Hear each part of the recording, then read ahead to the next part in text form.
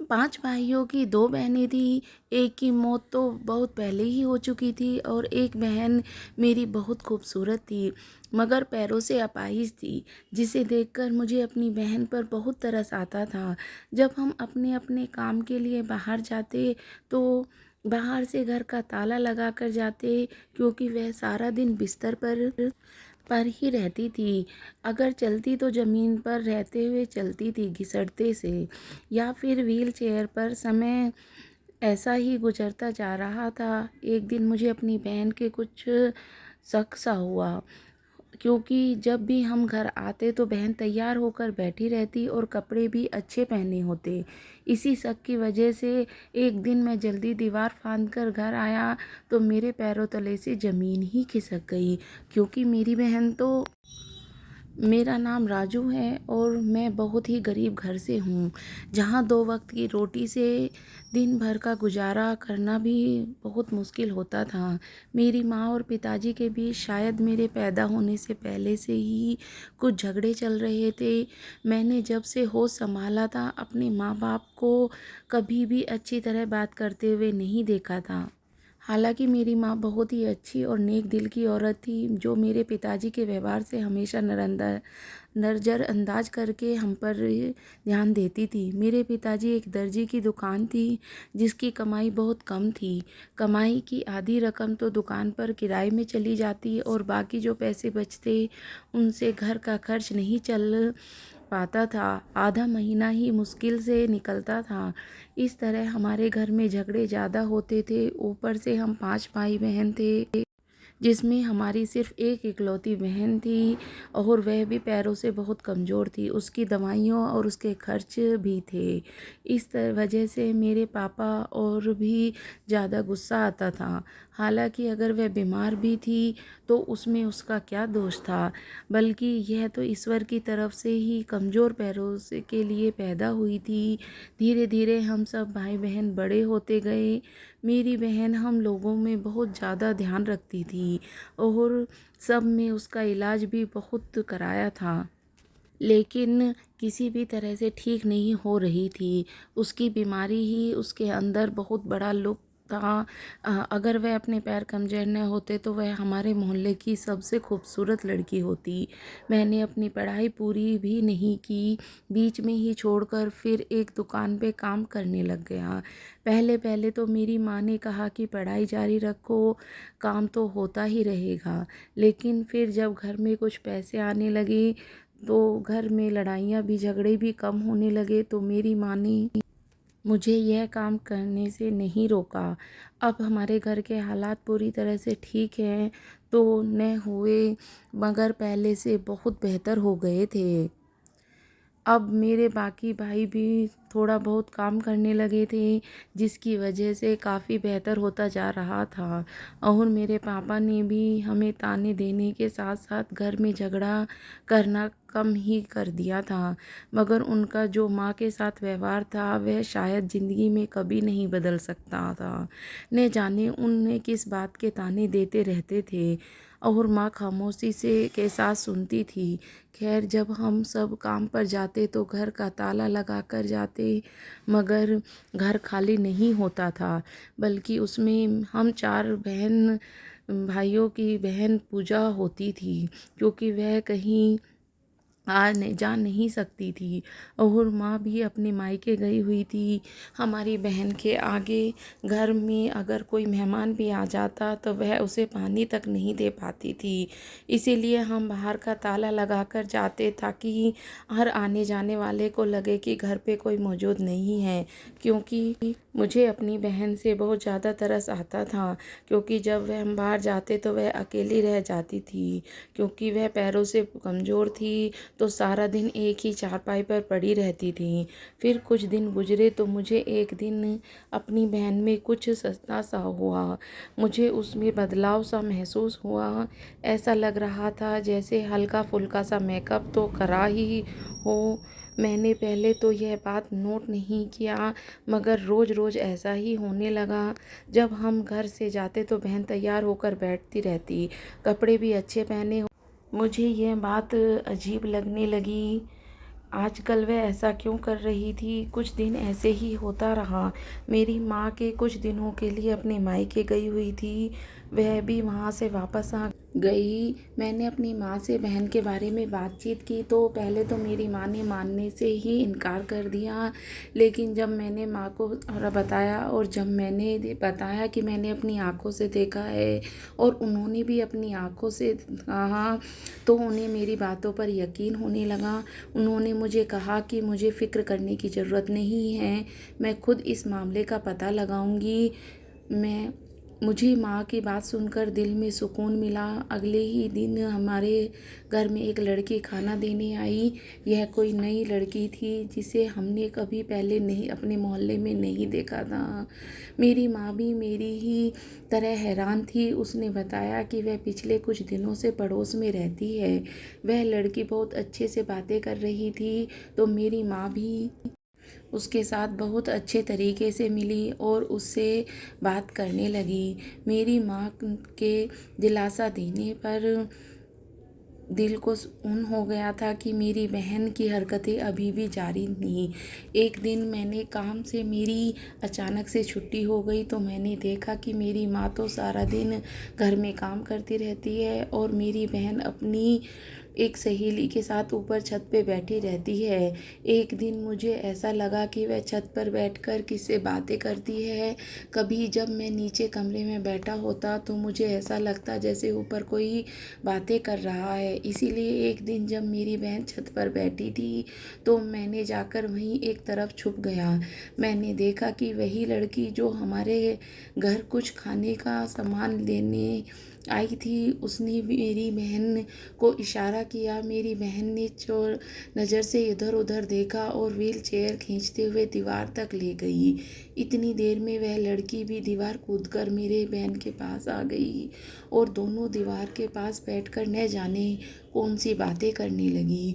उन दोनों की आवाज़ बहुत ही धीरे थी, तो मुझे उसका पता ही नहीं चल रहा था। तो मेरे ख्याल में शायद उन्हें शक हो गया था कि छत पर मैं भी हूँ। मैं खुद को कोसने लगा कि मैं वैसे ही बहन पर शक कर रहा था।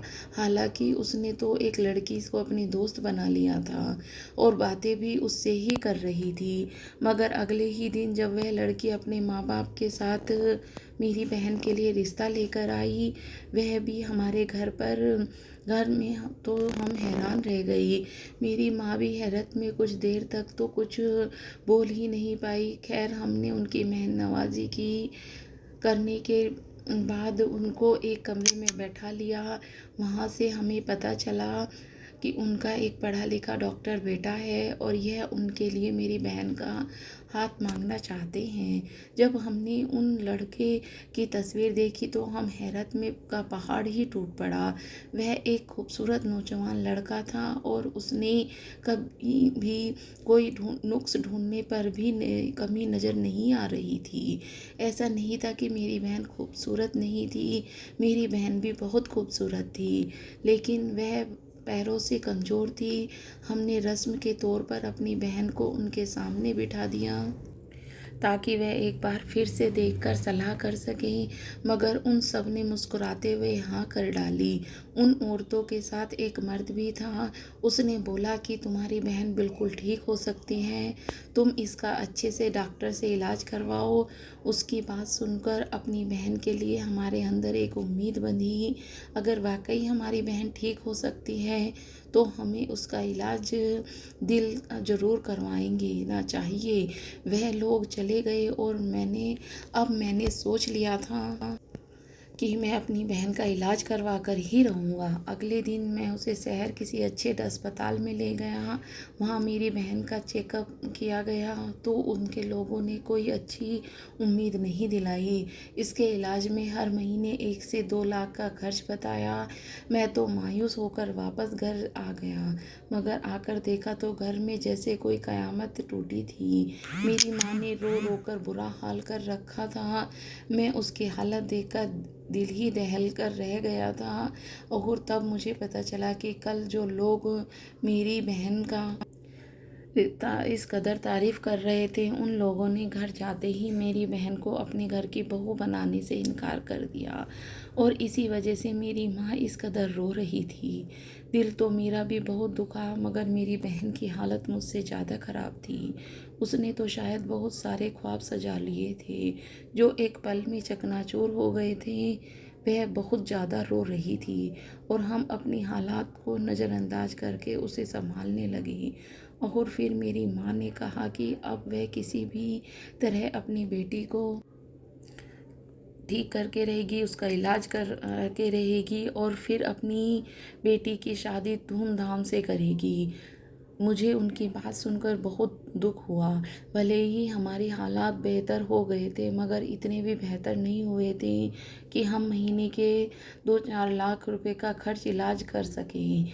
जब मेरी बहन की हालत कुछ संवरी तो मैंने अपनी माँ को इस बारे में बात की, तो उन्होंने कहा कि फ़िक्र मत करो, मैं एक ऐसे इंसान को जानती हूँ जो बहुत अच्छा डॉक्टर है और कई लड़कियों और मर्दों का उसे इलाज करवाया भी है। वह भी ऐसे ही लोगों ने थे जिनको डॉक्टर ने कहा था कि वह कभी ठीक नहीं हो सकते। मेरी माँ की बात सुनकर मुझे भी कुछ सुकून मिल गया। अगले दिन मैंने मेरी माँ बहन को लेकर उसके पास चली गई। मेरी माँ जब डॉक्टर के पास के वापस आई तो चेहरे पे खुशी थी और उसे उदासी भी। माँ को बताया कि डॉक्टर ने बोला है कि इसका इलाज बहुत देर हो गई है और फिर यह ठीक भी हो सकती है और नहीं भी। भाई, उसके बात सुनकर मेरा दिल दहल कर रह गया, मगर यह सुनकर कुछ सुकून भी आ गया कि उन्होंने मेरी माँ को एक तरीका बताया था जिसको करने के बाद मेरी बहन पैरों में जान आ जाएगी। यह काम 3 महीने तक करना था, मगर सब करने से भी हमारी बहन के पैरों में जान नहीं आई, तो इसका मतलब यही है कि शायद मेरी बहन कभी भी ठीक नहीं हो पाएगी। अब मेरी माँ ने यह काम करना शुरू कर दिया।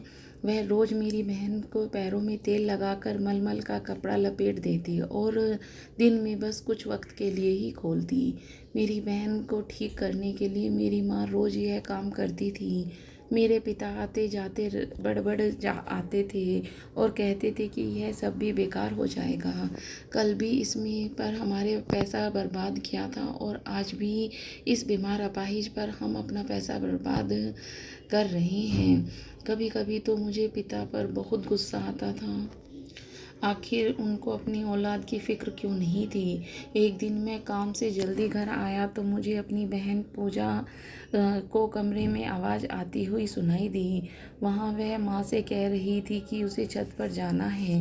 मेरी माँ उसे मना कर रही थी और बाहर हवा में नहीं जाने जा सकती है। मेरी बहन ने छत पर जाने की जिद बांध रखी थी। मैंने अपनी बहन को डांट कर चुप करवा दिया तो वह रोने लगी और कहने लगी कि मैं अच्छी तरह जानती हूँ कि तुम लोग मुझे ठीक नहीं करना चाहते हो। मुझे उसकी बात सुनकर बहुत गुस्सा आया। उसको ठीक करने के लिए दिन रात एक कर रखा था, लेकिन वह बोल रही थी कि हम उसे ठीक नहीं करना चाहते। मेरी माँ मुझे ठंडा रहने को बोला और उसे छत पर जाने की इजाज़त दे दी। छत पर वापस आने के बाद वह नॉर्मल हो गई थी। मैं अपनी बहन पूजा के कमरे में गया। मैंने उससे पूछा, तुम छत पर क्यों गई थी? वह कहने लगी कि वह छत पर अपनी सहेली से मिलने गई थी। मुझे उसकी बात पर यकीन नहीं आया। मैंने उससे कहा कि तुम ऐसी सहेली से मिलने जा रही हो जिसने तुम्हें सुनहरे ख्वाब दिखाकर धोखा दे डाला। जब उसके घर वालों को पता चला कि तुम अपाहिज हो तो एक पल के लिए भी उन्हें तुम्हारे जज्बातों के बारे में नहीं सोचा और मना कर दिया। मैंने पहले भी तुम्हें समझाना चाहा था कि मगर फिर भी यह सोचकर खामोश हो गया कि अगर मेरी बहन खुश है तो मुझे भला क्यों परेशानी हो सकती है। मगर मुझे क्या पता था कि बात इस कद्र तक बिगड़ जाएगी कि तुम अपनी हालात को नज़रअंदाज करके ऐसे ख्वाब पाल लोगी। मुझे तुमसे यह उम्मीद न थी। मैंने आज अपने दिल पे भड़ास निकाल डाली थी। मेरी बात सुनने के बाद मुझे देखने लगी और कहा कि आप इतना ज़्यादा इसलिए बोल रहे हैं क्योंकि आप अभी तक पूरी सच्चाई नहीं जानते। जिस दिन आप पूरी सच जान जाओगे उस दिन आप भी मेरे साथ दोगे। बहन की बात सुनकर पहले मैं हैरान रह गया, फिर मैंने इस बात का भी उसका पागलपन ही समझा। ज़्यादा ध्यान नहीं दिया। माँ मेरी शादी के बारे में सोचने लगी तो मैंने उसे अपनी पसंद की लड़की के बारे में बता दिया। उन्होंने हाँ कर दिया और रिश्ता लेकर जाने को कहा। वह अगले ही दिन रिश्ता लेकर चली गई, मगर लड़के वालों ने लड़की तेरे से मना कर दिया। यह सुनकर मैं बहुत ज़्यादा उदास हो गया, लेकिन मैंने सारे फैसले किस्मत पर छोड़ दिए थे क्योंकि मैंने जिसको पसंद किया था उसके साथ नाजायज़ रिश्ता नहीं बनाना चाहता था।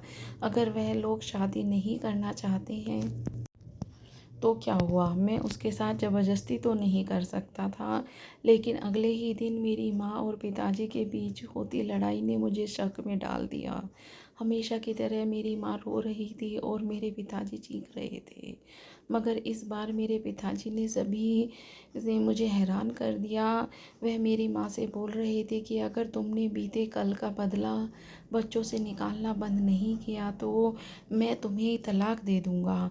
और मेरी माँ रो रही थी, कह रही थी कि वह भी अपने बच्चों का भला चाहती है। अगर मेरे पिताजी किस बात के बारे में बात कर रहे थे, मेरी बहन पूजा का इलाज चलते हुए 1 महीना हो से ज़्यादा हो गया था, मगर उसके पैरों में की सेहत पे ज़रा भी फ़र्क नहीं पड़ा था। हमने तो सोचा था कि बहन ठीक करके उसकी शादी करके अब वह ख्वाब टूट गया है, अब वह ठीक नहीं होगी, न ही उसको कोई अच्छा रिश्ता मिलेगा, उसके लिए आएगा।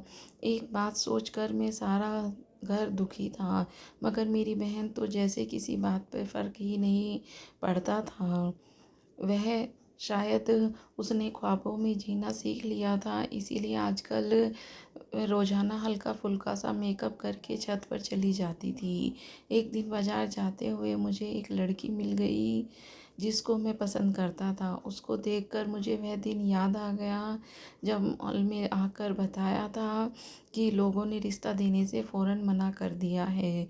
मैंने उससे पूछा कि आखिर मैंने ऐसा कौन सा गलत काम कर दिया था, या फिर मुझसे ऐसी क्या गलती हो गई थी जो तुम लोगों ने मेरे बारे में सोचना भी ज़रूरी न समझा। मेरी बात सुनकर वह आग बबूला हो गई, बोलने लगी, यह बात तो मुझे तुमसे कुछ करनी चाहिए। मैंने ऐसा कौन सा गुनाह कर दिया था कि तुम्हारी माँ ने मुझे हमारे घर आकर कीचड़ उछाल दिया। अगर तुम्हें अब मुझसे शादी नहीं करनी थी तो यूं ही माँ को हमारे घर भेजकर हमारे साथ साथ हमारे घर वालों की जलील करवाने की क्या ज़रूरत थी। वह रोते हुए वहाँ से चली गई और मैं हैरान परेशान सा था, वहीं खड़ा हो गया। मुझे बिल्कुल भी यकीन नहीं आ रहा था, ऐसा लग रहा था कि कोई ख्वाब देख रहा हूँ। मैं घर आया और खामोशी से बिना कुछ खाए सो गया। रात को मेरी माँ मेरे पास आई और बोली, तुम्हारी वजह से मैंने भी अभी तक खाना नहीं खाया, बेटा खाना खा लो।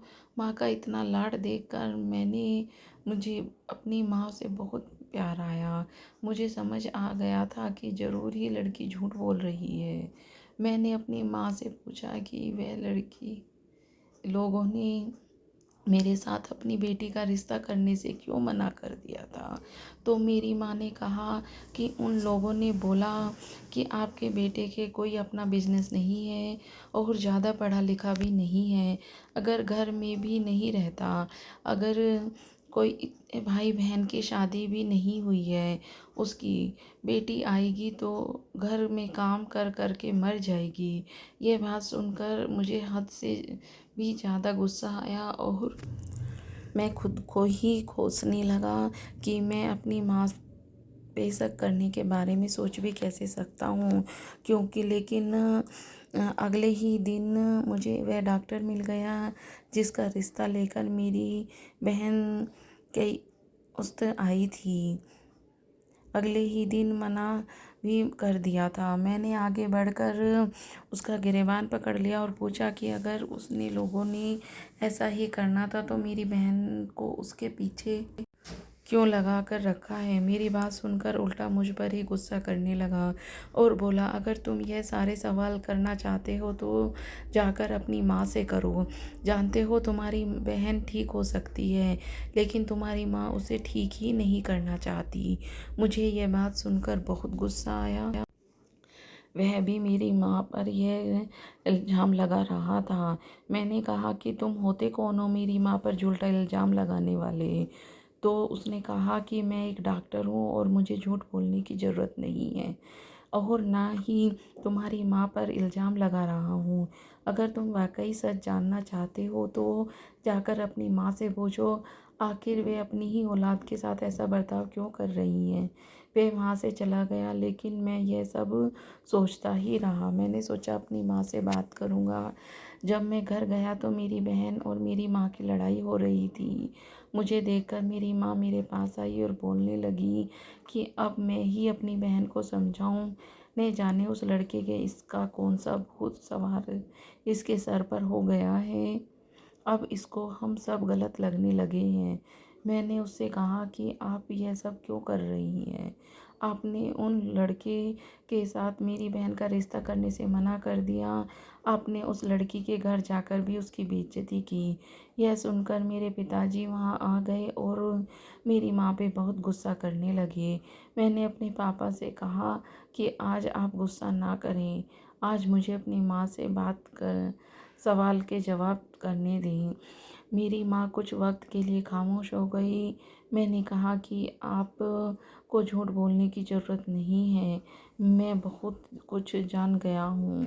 उस लड़की ने मुझे सब बता दिया है कि आप उसके घर रिश्ता लेकर जाने के बजाय उसका तमाशा बनाकर आई हैं और जिस लड़की ने हमारी बहन के लिए रिश्ता आया था उसको भी आपने मना कर दिया और अब उसने मुझे यह भी बता दिया है कि मेरी बहन ठीक हो सकती है, मगर आप खुद उसे ठीक नहीं करना चाहती।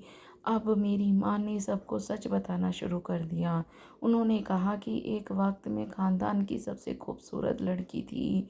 मुझे एक लड़के से मोहब्बत हो गई थी और उसने शादी का वादा भी किया था। हमारा रिश्ता भी तय हो गया था, मगर शादी के कुछ दिन पहले ही उसने किसी और लड़की से शादी कर ली थी जो बहुत ज़्यादा अमीर थी। उस दिन मैं समझ गई थी कि इस दुनिया में मोहब्बत नाम का कोई वजूद नहीं है। तुम्हारे पिता से शादी हुई तो मैं सब भूल गई, मगर तुम्हारे पिताजी मुझे पहली मोहब्बत के ताने देते रहते और वही ताने मुझे आज तक मिलते हैं। इसीलिए जब तुम अपनी पसंद बताया तो मैं खुद जाकर ऐसी बातें बोली कि वह खुद ही शादी के लिए मना कर दें। जब तुम्हारी बहन के अपाहिज होने के बावजूद रिश्ता आया तो मैं बहुत खुश हो गई, लेकिन जब मुझे पता चला कि शादी दोनों तरफ से पसंद की शादी है तो मैं खुद जाकर उनको मना कर दिया। मैं नहीं चाहती थी कि तुम लोगों को भी मोहब्बत के नाम पर धोखा मिले। इसीलिए मैं तुम्हारी बहन को 3 महीने से ठीक होने जाने का ड्रामा रचाया। जब उसे लगेगा कि वह ठीक नहीं हो सकती तो शायद इस लड़के के बारे में सोचना भी बंद कर दे, मगर वह लड़का एक डॉक्टर निकला। उसने तुम्हारी बहन को बता दिया कि वह ठीक हो सकती है। मेरी माँ रोने लगी तो मैंने अपने बाप से कहा कि माँ ने हमारी सारी ज़िंदगी हमारे लिए गुजार दी और आप भी एक ज़रा सी बात को इनके ताना मारने हैं रहते हैं। अगर मोहब्बत करना जुर्म है तो यह तो आपके बच्चे भी कर चुके हैं। अगर आप हमसे ज़रा भी प्यार करते हैं तो आज के बाद माँ को ताना न कभी मत देना। पहले पहले तो पिताजी के व्यवहार कुछ दिन ठीक रहता और कुछ दिन बाद बिगड़ जाता। बरसों की आदत थी, भला ऐसे कैसे जाती, मगर फिर पिताजी ठीक होते गए और मेरी माँ भी मेरी बहन का रिश्ता उन लोगों को दे दिया। अपनी गलती की माफ़ी मांग ली। अब मेरी बहन का इलाज हो रहा था, वह चलने भी लगी थी, जबकि जिसको मैं पसंद करता था वह शादी कहीं और तय हो गई थी। भला कोई माँ बाप घर बेटी को बदनामी होने के बाद वो कैसे करता। उसकी माँ ने उसकी शादी कर देते हैं, मगर मेरी बहन की ज़िंदगी संवर गई थी और घर का माहौल भी सुकून आ गया था। मैं बहुत खुश था। तो दोस्तों, यह है हमारी आज की कहानी। आपको ये कहानी कैसी लगी मुझे कमेंट करके ज़रूर बताना। मैं ऐसी ही कहानी आपके लिए लाती रहूँगी। आप इस कहानी के बारे में क्या सोचते हैं यह भी हमें ज़रूर बताना। और आप ऐसी ही कहानी सुनने के लिए मेरे चैनल को सब्सक्राइब कर सकती हैं। मैं मिलती हूँ आपसे अगली वीडियो में। आपका बहुत बहुत धन्यवाद।